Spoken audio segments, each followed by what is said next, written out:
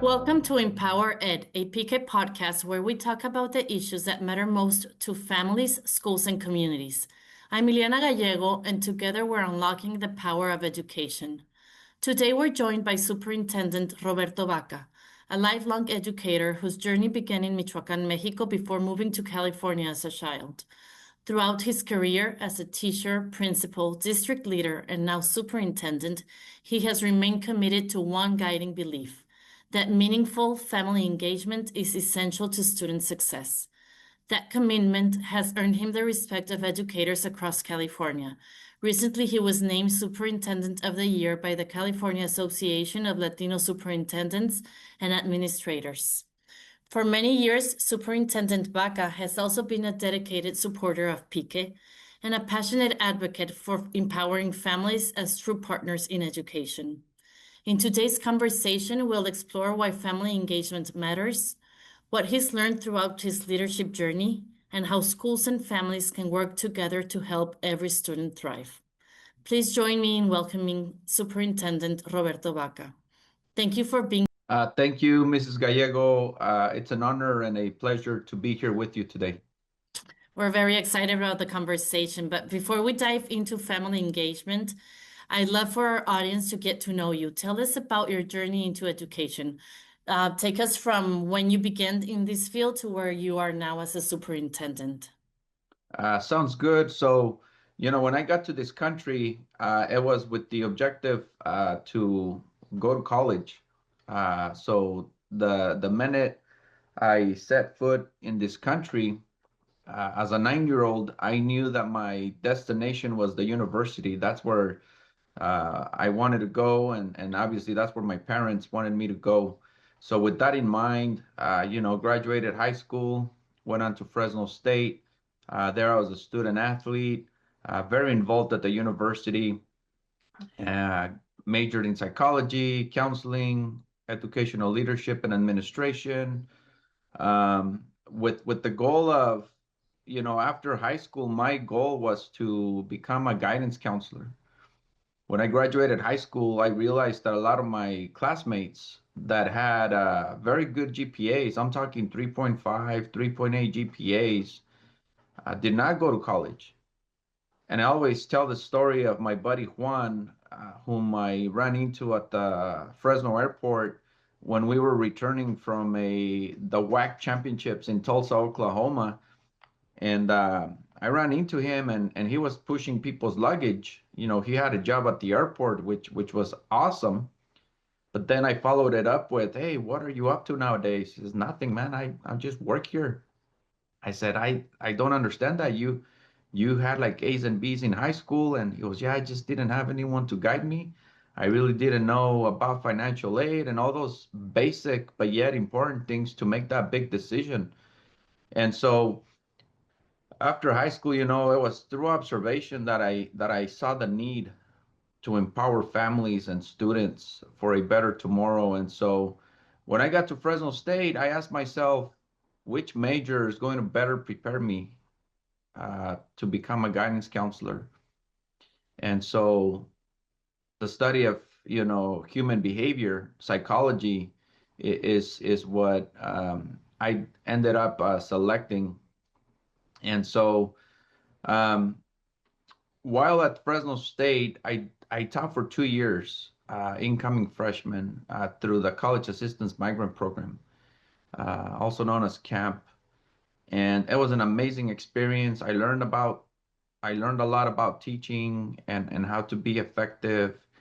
Um, my students and I learned a lot together. I taught University One classes, everything that had to be they had to know about the university, time management, about research, about how to select the right career. Um, and then we did a career development class in the spring where I would bring in a lot of guest speakers to talk about their careers and their journeys. And so education is the number one reason I came to this country, and that's why it's so close to my heart. And I was very fortunate after getting my counseling credential. I was able to land a job at my alma mater, Sanger High School. And so I was able to do that for 5 years. I loved it. And after 5 years, I had my administrative services credential, and one of my mentors, Dr. Alfredo Cuellar, uh, kept encouraging me to go into administration. And so I would tell him, it's all about timing. I'm happy here. I love the families. The families love me. And, that one of those years we brought PIQE to Sanger High School campus. That's where my journey started with PIQE. And one of those years, Miss Gallego, believe it or not, we graduated 275 parents From the PIQE program or from the PIQE program wow. in one season. Wow. In the 4 years that we had it at Sanger High while I was there, we graduated something like over 600 parents. Wow. Do you remember what year that was? Or I those years? do. I was there from 2006 to 2011. 600 parents. Amazing. Probably more. And that's when we engaged in a research study to assess the effectiveness of PIQE with Dr. Janet Crispils out of UC San Diego. Um, and yeah, what we found is that, students whose parents go through the PIQE program have a higher probability of ending up at the university. Yes, we've also done research like that, and I think it's 57%. Around 57% of the students whose parents go through PK and then enroll in college. That's correct. It's amazing.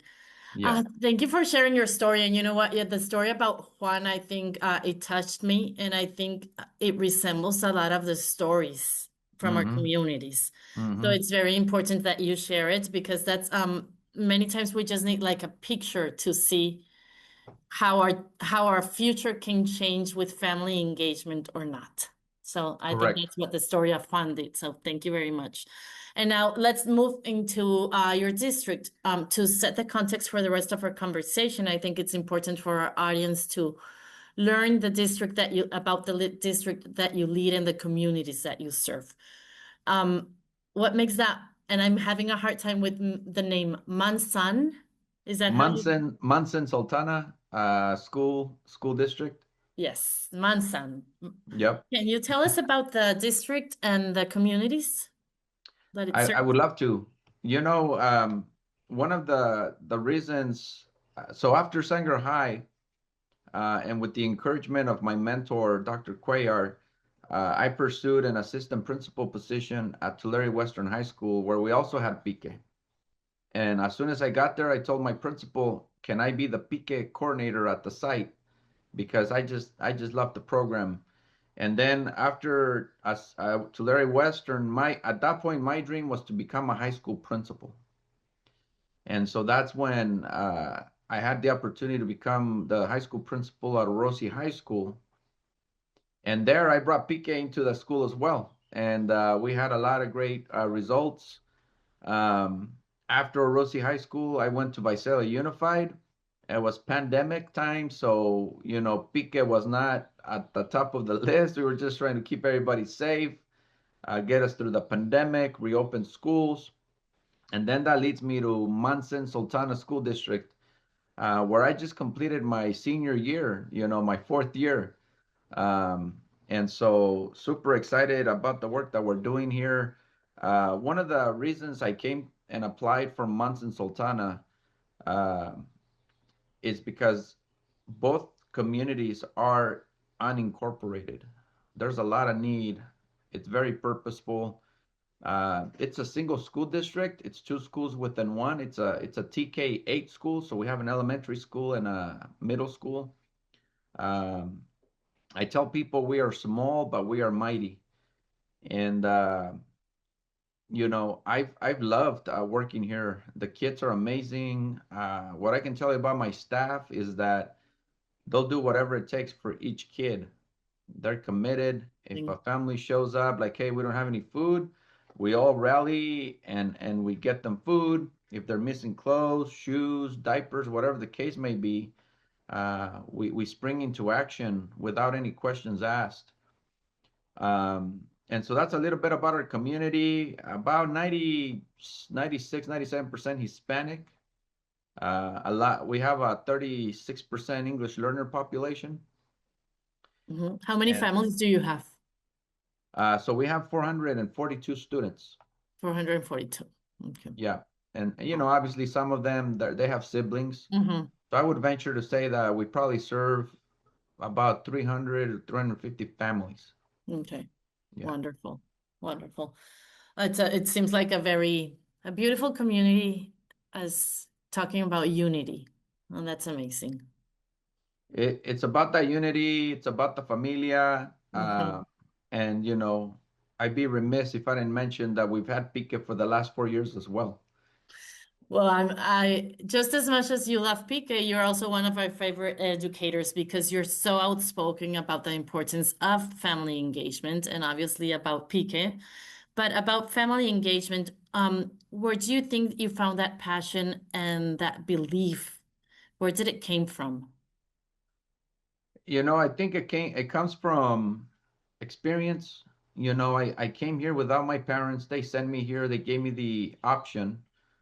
I'm the youngest of six, and so I had my siblings, older siblings, that took care of me. They were my legal guardians.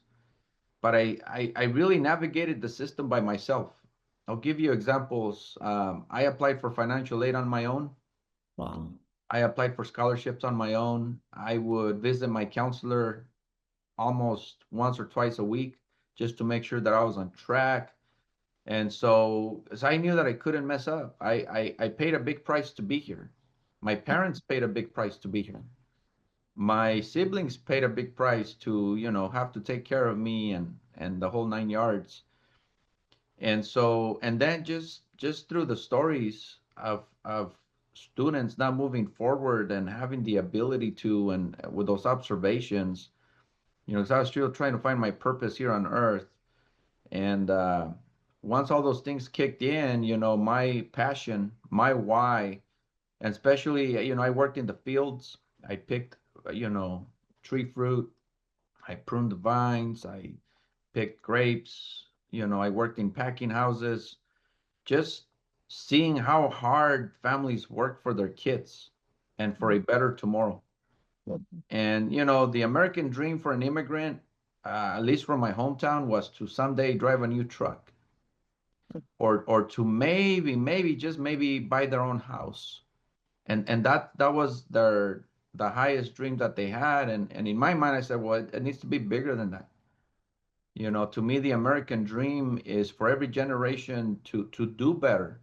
And I don't mean financially. I mean more so in taking advantage of the opportunities that the generation before them didn't have. And otherwise, it's a wasted dream. That is And correct. and so for me, just empowering families because the civil rights issue of our time, as you know, we've had many throughout humanity, women's right to vote, you know, African Americans' right to go to the same schools as whites. The story goes on and on. The current civil rights issue of our time is education, and a lot of people don't realize it. Um, Education is becoming a harder and harder profession to stay in because families are not engaged, because educators are expected to be the teacher, the disciplinarian, the counselor, the mental health provider. Some schools are understaffed, and so everybody loves the children, but it gets to a point where it's not sustainable. And I grew up with the notion that education starts at home. And Mhm. that is why parent engagement is so crucial. We need to equip parents with them asking the right questions. What's my kid's reading level? What's their math level? If they have a disability, what are the services available, right? And so parents asking all those right questions, but also doing their part. The saying of the fruit doesn't fall too far from the tree holds true to this day. And you know, there's research out there, right, that just continues to show that parent engagement, parent involvement makes a huge difference in a child's life. So to sum it up, that's where my passion comes from, continuing to bridge that gap. This whole concept of, well, families don't know where to go, they don't know where to ask the right questions. I think we have to shift our mindset, because once you provide those opportunities and they still don't take it, then it turns into an excuse. Mm-hmm. And we can't baby our families. We have to hold them accountable in order for us to continue to work, you know, have that true partnership that we know needs to be there.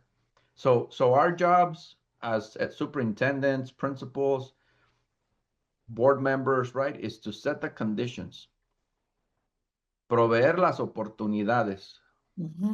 abrir las puertas para ellos. Pero ya si no entran, ahí es donde la cosa se está poniendo muy difícil. They have to go through those doors that we, open for them with open heart. I think that's where the challenge is, because let me tell you, it's the civil rights issue of our time, education, and it's the foundation for everything. We're in a crisis, and a lot of people are not talking about it. And what would you say to those parents who still haven't taken those opportunities? Many of them would say, I work very long hours, I don't have time, or I'm tired, or, but as you say, it is the civil rights issue and the opportunities are there. So what would you say to them to like bring them in? We have to be we have to show empathy. There are parents that work day and night. Um, but quite frankly, based on my observations, if you can't make time for your most prized possession, which is your children, then that's where the vicious cycle continues to just go in circles. It's the definition of insanity. And at the end of the day, parents and schools want the same thing, which is for their kids to succeed. Oftentimes I have irate parents that come meet with me after they've met with, going up the chain of command. And when they get to me, if their kid's getting picked on, they make time. If they have an issue with a teacher, That's they right. make time. And so they get to my office, and my counseling background allows me to, one, listen, that sometimes they just want to be heard, and two, you know, reminding them that we're on the same team, that we want the same thing for Juanito. Everybody wants the same thing for Juanito, but that we need their help with holding Juanito accountable. Because oftentimes they come in here, oh, the teacher yelled at my kid, and that's uncalled for, and I'm not going to put up with that, and, stories like that. And they're right. A teacher shouldn't be mistreating a kid. But let's talk about what started the whole sequence of events. I'm going to address the personnel matter, but let's talk about what triggered that sequence of events. Juanito not being at his seat, Juanito not listening to instructions, Juanito not doing his work. And so, what I would tell parents is, if you want to break that cycle of poverty, if you want to truly, take advantage of this American dream that is alive, you got work to do. When you decided to be a parent, you signed up to be the best parent that you can possibly be. And just reminding parents, like, for example, we have the community schools grant where, especially because we're unincorporated, our community resource center is the hub for the community where they can have access to so many resources. And so that's what I would tell parents, like, get connected with the resources. If you have mental health issues, if you have um, employment issues, if you have drug addiction, whatever the case may be, we are here to support you. I tell my staff, we don't enroll students, we enroll families. And that's a big shift because in education, the kids come to the schools. We try our best with literacy, with math, with social emotional well-being, all the different things that make the whole child. But then they go back to that vicious cycle. They go back to that environment where it's as if, they reset and they come back to us the next day and we have to do it all over again. And so, unless we treat the family, if in fact they have ongoing issues, challenges, things are not going to get better for little Juanito. Mhm. And so, what I would tell them is take advantage of the opportunities. It's just so hard to fail nowadays. Like, you really have to fight against the current. Like, you really, the positive current that is, like, there's so many opportunities, you know, even if a family says, you know what, Mr. Vac, I can't be there till 5, call your school and request a special time, and I guarantee you they'll meet with you. If there's a will, there's a way. But we're in a crisis. We need families to step up. We need families to do their part. And for those that are doing their part, thank you. Thank you on behalf of your own kids.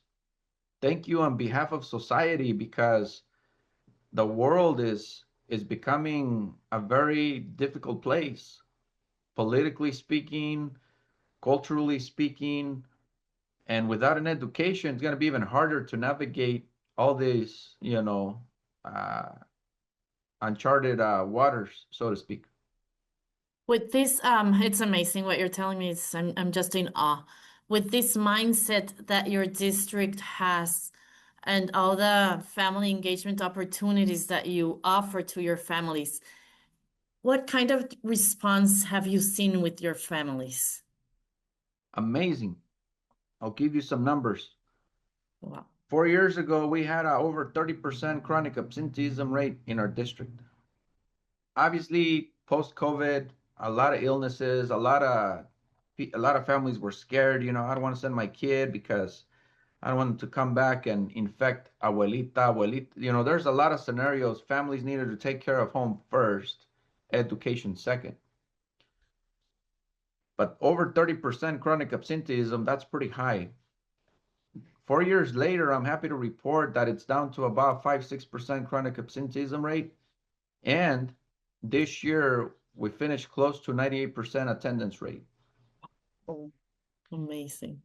But it's been a shift. I'll give you some examples. In the past, families were under the assumption that if they provided a doctor's note, that it didn't count against the SARB process, right?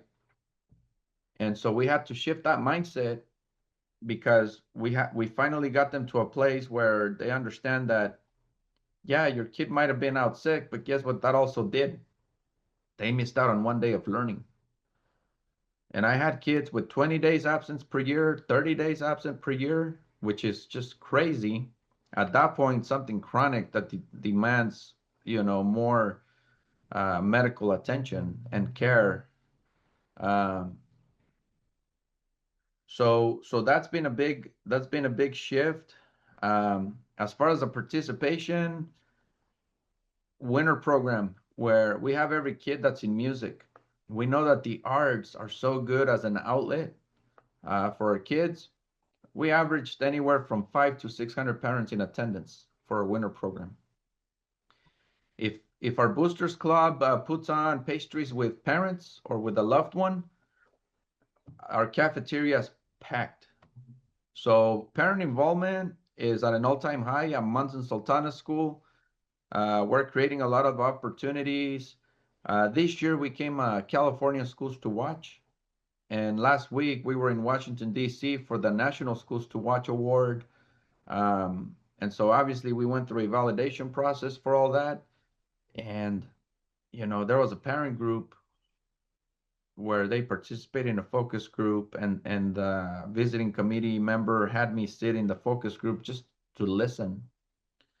And he asked the parents a lot of pointed questions, and it was just so awesome to hear that. One of the questions was, if you could change something about Mount Sultana, what would it be? They sat there, they thought about it, and they said, we can't think of anything right now because everything that we've asked for has been done. Oh my God, that's amazing. And that was a testament of my school board, the team, everybody pushing in the same direction. Are we perfect? We're not perfect. Are we one big happy family? We're not one big happy family. We have our disagreements. We go back and forth on different topics and issues, but in the end, what I can tell you is that we all want what's best for our kids. And then I'm thinking about the numbers that you just gave us, like 500, 600 parents in a winter event, and just the parent involvement. And let's remember that it's a community that has very long hours of work. Both Mhm, parents work, mhm. so there is a way. I Eh, eh, mean, for sure they're tired and they've had a very long day, and they're there. yes, and you make a very good point. You know, it can happen. It's Hmm. happening, and as a result, our academic achievements going up, our attendance rates going up, our disciplines going down, and that's what it's all about, right? Because at the end of the day, we can say all we want, we can say how great we are, but if the data doesn't show it, Of none of course. what we say matters. Hmm. Of course. Okay, so let's jump a little bit into PIQE and your support for so many years. What was the first thing that impressed you about PIQE, and what do you think makes it different than other programs or organizations? I've taught PIQE for many years. I haven't taught a PIQE class in quite a few years, to be honest with you, but I did teach PIQE classes, I would say, for at least 8 to 10 years myself. I've taught the high school curriculum, the middle school curriculum, the elementary curriculum. I haven't touched because you guys added another a really nice, with math and family leadership, all those different modules that are amazing. Um, but with PIQE, I would say that what impressed me the most was the curriculum, the engagement. I would say the vision, the focus, final destination, the university, Mm. and just e- empowering families and parents to understand what it takes, um, because it does work. I also appreciate the recruitment process that you guys utilize with former PICA parents that now become recruiters, And uh, facilitators also. and facilitators. They Mhm. become facilitators. So talk about empowering the families. Um, but ultimately, what sold me on PICE is the very same research study that Dr. Janet Crispels and I completed. Because remember what I said earlier, we can say how good something is, but if the data doesn't show it, it doesn't sell. Mhm. And so for me, it's a complete package. The research is there to back it up. The curriculum is very well thought out, and it's gotten better over the years, even better than what it was back in '06 when I started my partnership with PK. Let me tell you one of the moments that I'm the most proud of. At Sanger High School, when we had PK, and I was a counselor, I asked my principal, I go, hey, would you mind? Because I was the site coordinator for PK. I said, would you mind if I taught one of the PICA classes because they needed more facilitators because we had like 275 parents attending. And so he says, yeah, no problem. And another colleague, another Mr. Delano, taught the English class. And I challenged the parents. I think I had like 30 in my class, something like that. I challenged them. I said, hey, we're all going to have perfect attendance and we're going to celebrate you on the day of graduation. I don't want you to miss a single class. I don't care if you're sick. I don't care if you're dying. I was being sarcastic. And this was in person, let's remember. I was in person. Mhm. And let me tell you, one of the proud moments as a PICA facilitator, I had 100% perfect attendance up until the last class. Wow. The parent called me, Mr. Vaca, I'm gonna let you down. Big family emergency out of town that she just couldn't, you know, ignore. But it made me feel great because it was a serious and compelling reason. So we had like a 99.5% at class attendance rate. And that told me two things. One, parents do care. Uh-huh.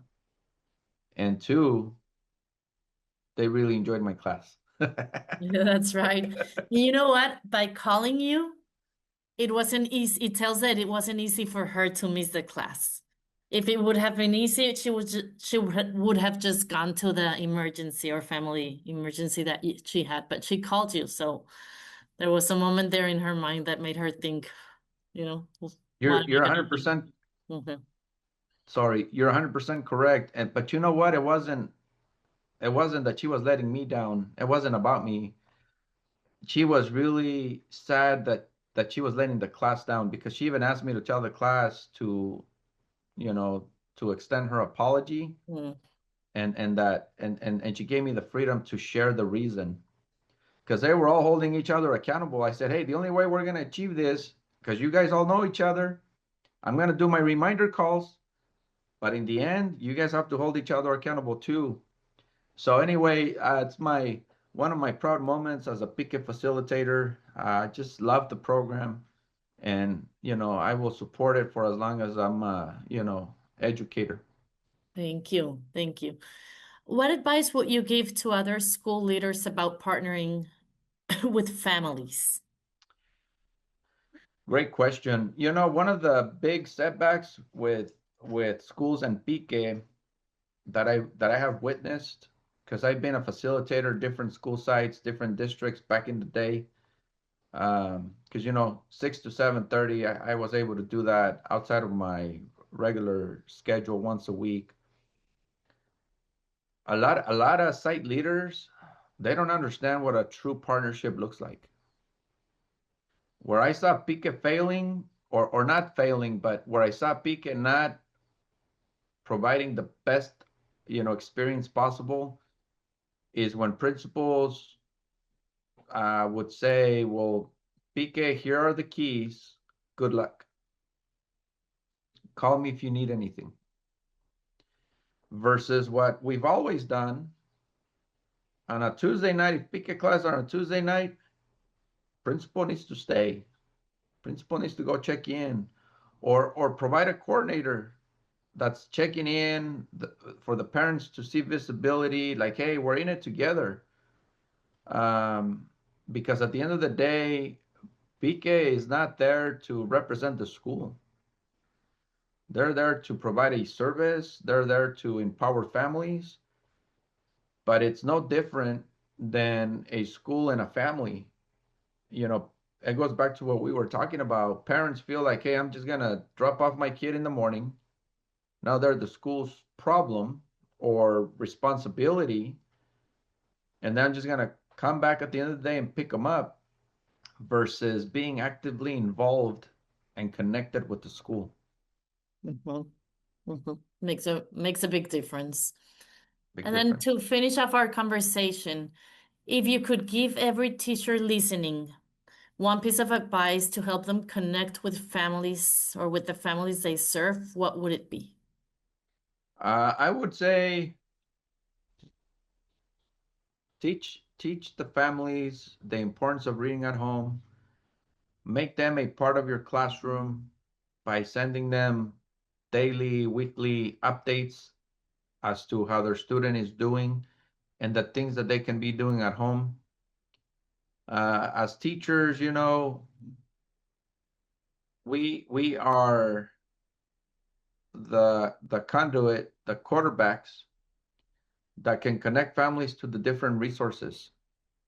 Oftentimes, a teacher's the first one to find out that something's going on at home because little Juanito is just sad, doesn't want to do anything.